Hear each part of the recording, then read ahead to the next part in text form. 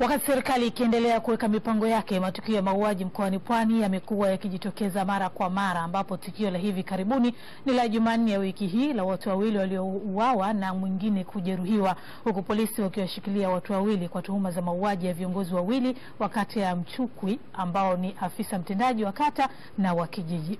Matukio hayo yanatokea licha ya matamko mbalimbali ya viongozi wa serikali na viongozi wa dini pamoja na vyombo vya ulinzi na usalama kutaka mauaji hayo ambayo lengo lake bado halijafahamika yakomeshwe. Mwandishi wetu Jamal Hashim alifunga safari kuelekea eneo la tukio na kuzungumza na mjane Bi Zainab Mohamed ambaye ni mke wa afisa mtendaji wa kata ya Mchukwi Shamte Rashid aliyeuawa juma hili. Ilikuwa tumelala mida kama 4:30, wakaja muda aliyokuja mimi sitambui, nilipata usingizi. Walipovunja mlango wa uani mimi bado nipo kwa usingizi. Wakati wanakuja mlango wa chumbani ndipo nilipoamka, nikamwona marehemu ndio amesimama pale mlango wenyewe wa chumbani anakandamizia kule nani kama anaukandamiza ili asifungue. Ndipo na mimi nilipozindukana kutoka nimeenda kumshika. Nawaambia usitoke nje. Vipi kwenyewe? Ndio watu hapo nje wanafanya kama wanaongea. Dakika mara wawili wamepita ndani, wamevaa vitambaa usoni. Walipofika marehemu akamweka chini kwenye kitanda. Mimi nikaanza kupiga kelele.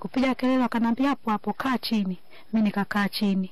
Nilivyokaa chini marehemu naye anapiga kelele, yala nakufa. Kimya. Tunataka tukuulize swali.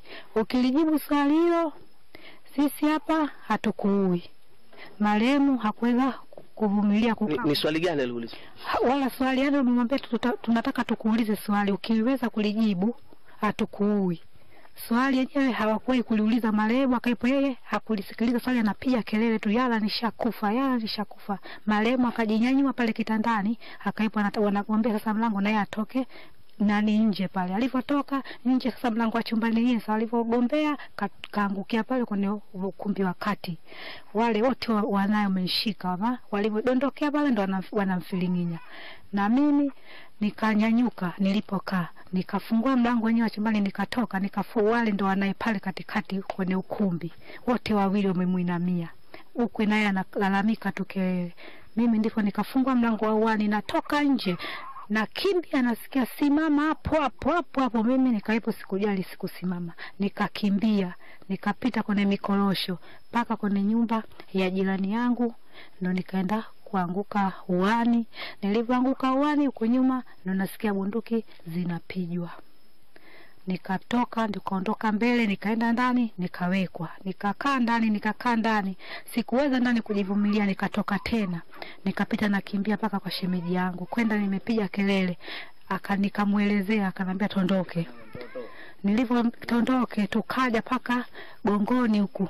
Panda njia 4 pale naona nyumba ya mwenyekiti inaungua moto. Tukapandisha kufika hapa kwenye kiwanja cha mpira. Nikaja tunakuja kunaona moto hapa kwenye eneo langu umefunga moto. Mara tunasikia bunduki zinapigwa kwa mwenyekiti wa kitongoji.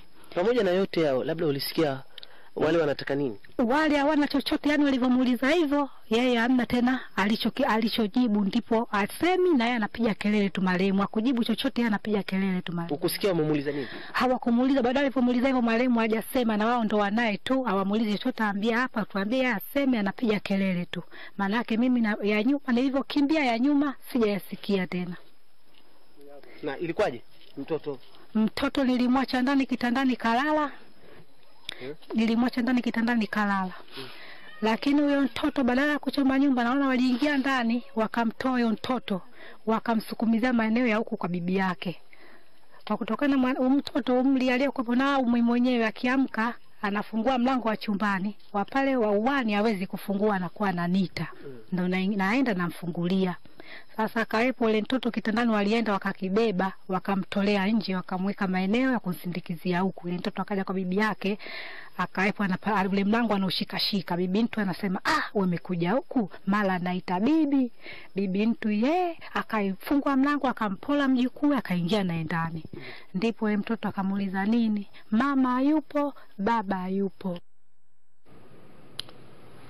Naam, haya ndio mambo ya huko Kibiti. Na wakati mauaji yakiendelea wilayani Kibiti mkoa wa Pwani kusababisha hofu kwa wananchi wa eneo hilo, mkuu wa majeshi nchini Jenerali Venance Mabeyo kesho mchana anatarajiwa kufanya ziara wilayani Kibiti, ikiwa ni moja maeneo ambayo yamekuwa yakikumbwa na mauaji mkoani Pwani. Wakati ziara hii ikisubiriwa, naibu waziri wa mambo ya ndani ya nchi Mhandisi Hamadi Masauni amesema kesho pia wanatarajia kuwa na kikao na vyombo vya usalama kujadili matukio haya. Naibu waziri Masauni ameyasema haya leo jijini Dar es Salaam alipozungumza na wanahabari.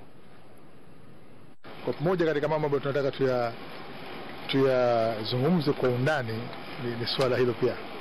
Kwa ningeomba mvote subira.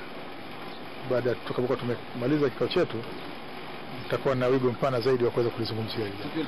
Na hilo kimsingi ni watoa wasiwasi tu wa wananchi kwamba tunaendelea kufanya kazi kubwa, jeshi la polisi linaendelea kufanya kazi kubwa na tunaendelea vizuri. Changamoto zipo, lakini inshallah tutaendelea kufanya vizuri.